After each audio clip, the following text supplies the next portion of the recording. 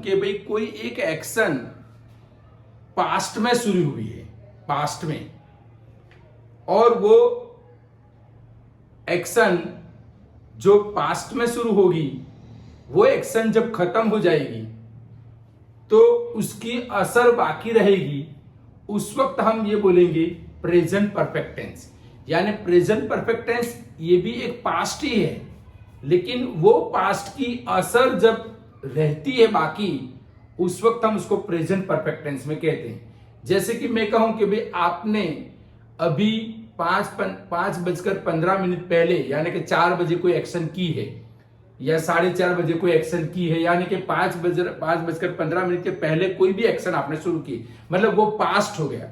यानी कि पास्ट में कोई एक्शन शुरू हुई हो और वो एक्शन जब खत्म हो जाती है और उसकी असर बाकी रहती है, ऐसे मौके पर हम प्रेजेंट परफेक्ट टेंस बोलते हैं।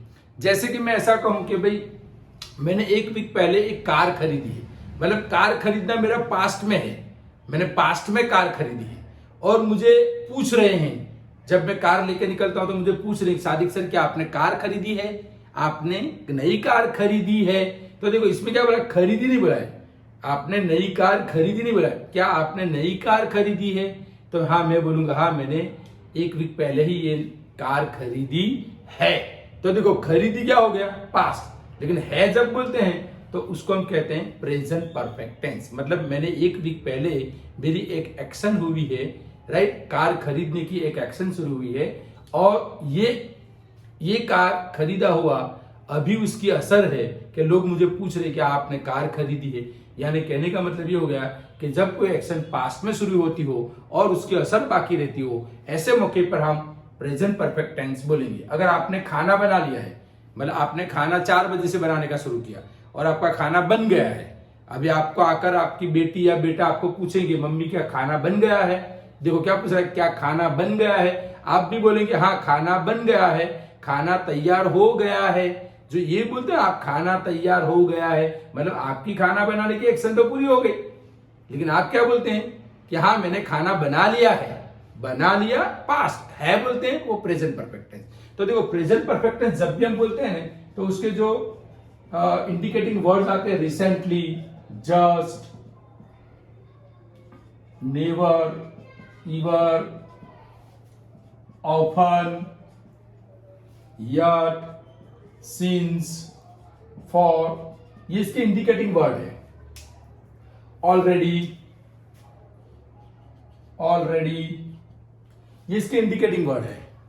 यानी कि ये हम प्रेजेंट परफेक्ट टेंस में ये शब्द बोलते हैं कि भाई मैंने कब का खाना बना लिया है, मैंने अभी अभी खाना बनाया है, मैंने कभी ताजमहल की मुलाकात नहीं ली है। आप कभी ताजमहल की मुलाकात, आपने कभी ताजमहल की मुलाकात ली है, कभी मतलब ईवर।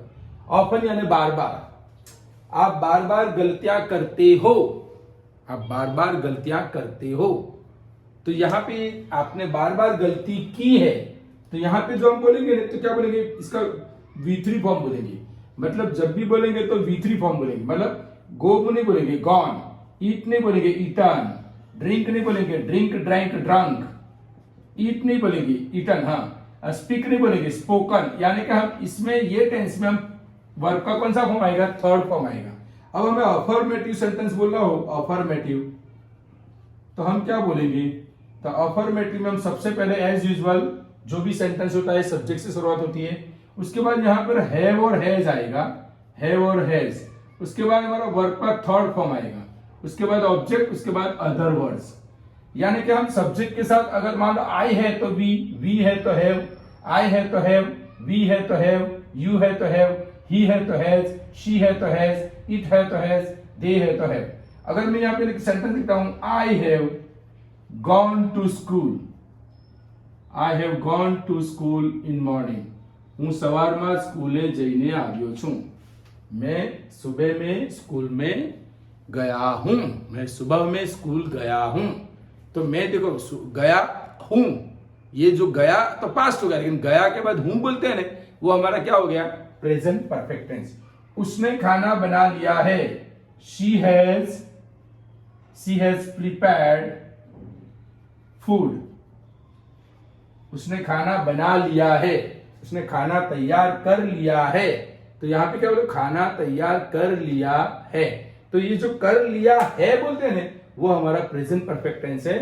हमें यहाँ पे देखो खा लिया है, लिख लिया है, पढ़ लिया है। तो ये जो बोलते हैं ना, पढ़ लिया है, खा लिया है, ये प्रेजेंट परफेक्ट टेंस की निशानी है।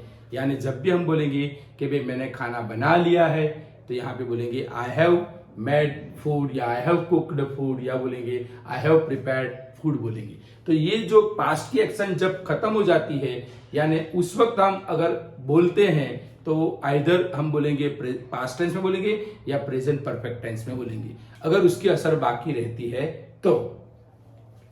अच्छा, इसका क्वेश्चन बनाना है, तो क्वेश्चन बनाना है तो हमें क्या करना है, हैव और हैज को हमें आगे लाना है। चलो इसका क्वेश्चन क्या बनेगा, have I gone to school, have I gone to school in morning, ये इसका क्वेश्चन हो गया।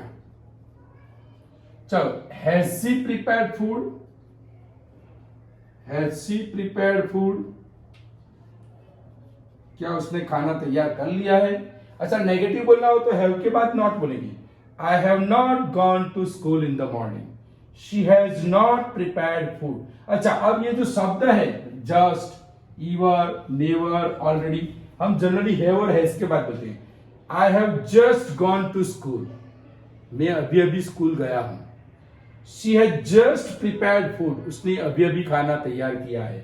चलो, हमें ऑलरेडी बुलाएं, तो she has already prepared food, I have already gone to school, मैं कब का स्कूल गया हूं, राइट। अच्छा, रिसेंटली हम शुरुआत में भी बोल सकते हैं, लास्ट में भी बोल सकते हैं और बीच में भी बोल सकते हैं। I have recently gone to school, मैं अभी अभी स्कूल जाकर गया हूं। शी हैज, अच्छा, अब दूसरा रिसेंटली हम आगे भी बोल सकते हैं, यहां भी बोल सकते हैं, लास्ट में भी बोल सकते हैं। She has recently bought the car, she has recently bought the car, उसने अभी अभी कार खरीदी है। She has recently bought a new house, उसने अभी अभी एक नया घर खरीदा है। तो ये जो है, ये वर्ड है, हम इसमें यूज करेंगे। अच्छा, अब यह हम नेगेटिव में यूज करते हैं और ईवर हम क्वेश्चन में यूज करते हैं। Have you ईवर visited the Taj Mahal, आपने कभी ताजमहल की मुलाकात ली है। देखो, मुलाकात ली है, मुलाकात ली बाद में है। चलो,